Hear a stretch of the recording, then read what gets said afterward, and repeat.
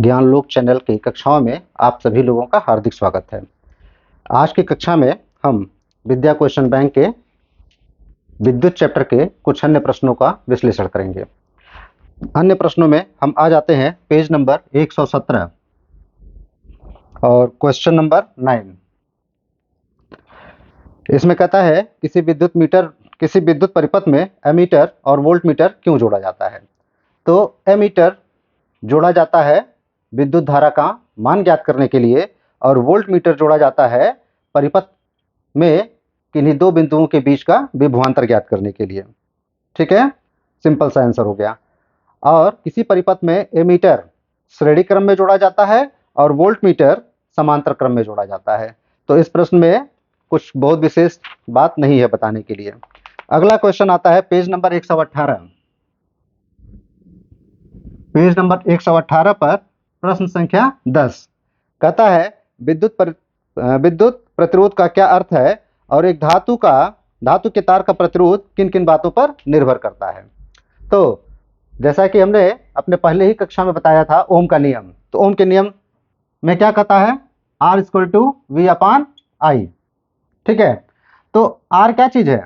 R है उस तार का या उस परिपथ का प्रतिरोध। फिर कहता है कि यहाँ पर सिंपल शब्दों में बताना है कि वैद्युत प्रतिरोध का क्या अर्थ है। तो वैद्युत प्रतिरोध का मतलब होता है कि जब किसी परिपथ या किसी तार में कोई धारा प्रवाहित होती है तब वह तार उस धारा के प्रवाह मार्ग में एक रुकावट पैदा करता है। इसी रुकावट को उस तार या परिपथ का प्रतिरोध कहते हैं। इसको कैपिटल R से डिनोट करते हैं। इसका फार्मूला होता है R=V/I। मात्रक हमने पहले वाले क्लास में बताया था कि इसका मात्रक वोल्ट है, इसका मात्रक एम्पियर है। तो इसका मात्रक क्या हो जाएगा? वोल्ट प्रति एम्पियर, या इसका दूसरा मात्रक होता है ओम। तो इसका मात्रक कौन कौन सा हो जाएगा? एक हो जाएगा वोल्ट प्रति एम्पियर या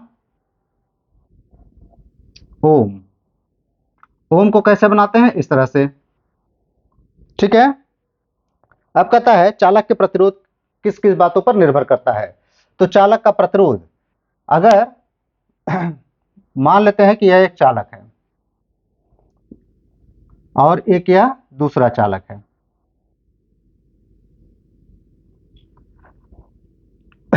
अब इलेक्ट्रॉन इसके अंदर जाता है। अगर 10 इलेक्ट्रॉन इसके अंदर जा रहा है, ठीक है, तब हम देखेंगे कि इस इलेक्ट्रॉन को चलने के लिए इतना जगह मिल रहा है और लंबाई कितनी तय करनी पड़ रही है? इतनी तय करनी पड़ रही है। अगर इतनी ही मोटी तार एक और हम ले लें लेकिन इसकी लंबाई हम ज्यादा ले लें, ठीक है, यहां पर लंबाई L1 है और यहां पर लंबाई L2 है, तब बहुत सिंपल सा जानकारी आपको होगा ही कि लंबाई ज्यादा है तो प्रतिरोध ज्यादा होगा, लंबाई कम है तो प्रतिरोध कम होगा। यानी कि जो R की वैल्यू है वह लंबाई के डायरेक्टली प्रोपोर्शनल होगा। यानी कि लंबाई ज्यादा होगी तो प्रतिरोध ज्यादा होगा, लंबाई कम होगा तो प्रतिरोध कम होगा। दूसरा, अगर मोटाई इसकी इतनी है, मोटाई का मतलब क्या होता है? त्रिज्या। मोटाई का मतलब होता है त्रिज्या। अगर मोटाई इतनी है तब यहाँ पर कुछ प्रतिरोध होगा, और अगर मोटाई को हमने बढ़ा दिया है, इलेक्ट्रॉन की संख्या उतनी ही है, यहाँ पर भी 10 इलेक्ट्रॉन हमने अंदर डाला था, यहाँ पर भी 10 इलेक्ट्रॉन अंदर डाले, तो आसानी से किस में चलेगा? यहाँ पर क्या है? यह पतला तार है, तो यहाँ पर इलेक्ट्रॉनों को चलने के लिए थोड़ा सा दिक्कत होगा, और यहाँ पर क्या होगा? इलेक्ट्रॉन को चलने के लिए पर्याप्त जगह मिल जा रहा है। यानी कि इसमें इलेक्ट्रॉन आसानी से चल सकता है और इसमें इलेक्ट्रॉन थोड़ी कठिनाई से चल सकता है।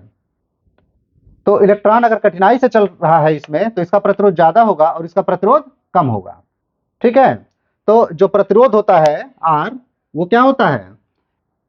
ये जो इसका क्षेत्रफल है, अनुप्रस्थ क्षेत्रफल इसको कहते हैं, अनुप्रस्थ क्षेत्रफल के वर्ग के व्युत्क्रमानुपाती होता है।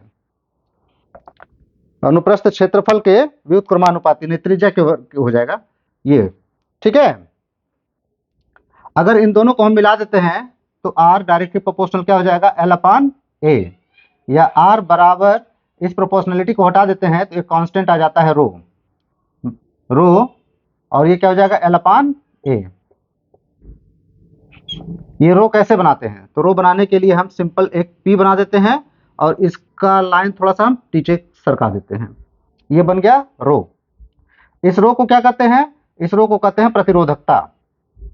यहाँ पर हम देखेंगे कि ये जो कैपिटल ए है ये क्या है, इसका क्षेत्रफल है। तो कैपिटल ए क्षेत्रफल, अगर इसकी त्रिज्या आर हो, अगर इसकी त्रिज्या यहाँ से यहाँ तक आर हो तो इसका फार्मूला हो जाएगा पाई आर स्क्वायर। यानी कि हम यहाँ पर ए की जगह पर क्या और लिख सकते हैं, L upon pi R square. ठीक है। अगर हम रो को ट्रांसफर कर दें और आर को इधर भेज दें तो ये क्या हो जाएगा, ए ऊपर और एल नीचे आ जाएगा। यानी कि रो का फार्मूला क्या बन जाएगा हमारे पास, R into A upon L. ठीक है। इस रो को क्या कहते हैं, इस रो को कहते हैं प्रतिरोधकता। इस रो को कहते हैं प्रतिरोधकता। ठीक है। अगर ए की वैल्यू 1 हो जाए, एल की वैल्यू भी 1 हो जाए तो आर की वैल्यू किसके बराबर हो जाएगी, आर के बराबर। यानी कि एक ऐसा तार जिसके अनुप्रस्थ काट का क्षेत्रफल 1 मीटर स्क्वायर और लंबाई 1 मीटर हो, तो उस तार का जो प्रतिरोध होगा वही प्रतिरोध उस तार की प्रतिरोधकता कहलाएगी। तो प्रश्न में प्रतिरोधकता नहीं दिया था, प्रश्न में सिंपल कह रहा है कि जो आर की वैल्यू है प्रतिरोध की वो किसके ऊपर निर्भर करता है, तो लंबाई के समानुपाती है और अनुप्रस्थ काट के क्षेत्रफल के व्युत्क्रमानुपाती है। दोनों को एक साथ मिला दिया तो आर डायरेक्टली प्रोपोर्शनल एल अपान ए हो गया। प्रोपोर्शनलिटी को हटा देते हैं तो बराबर रो एक नियतांक हो गया एल अपान ए की वैल्यू क्या होती है, पाई आर स्क्वायर होती है। अगर हम इसको ट्रांसफर कर देते हैं तो रो बराबर क्या हो जाएगा, R into A upon L. ठीक है। रो का मात्रक क्या होता है, रो का मात्रक होता है ओम मीटर। प्रतिरोधकता का मात्रक क्या होता है, ओम मीटर, और प्रतिरोध का मात्रक क्या होता है, ओम। ठीक है। अब हम आते हैं इसी पेज पर क्वेश्चन नंबर 11।